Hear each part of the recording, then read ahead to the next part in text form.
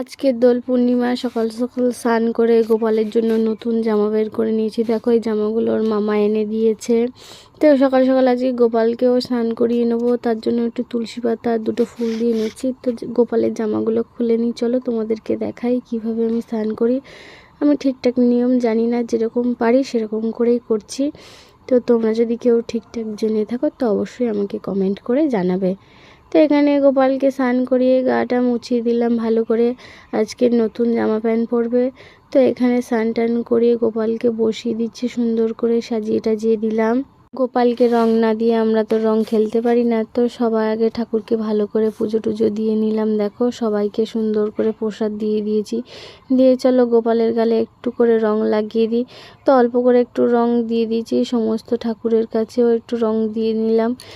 দিয়ে এবার হচ্ছে কি আমি কি করব, ধূপকাঠি আর প্রদীপ ঘুরিয়ে ঠাকুরকে পুজোটা দিয়ে নেবো।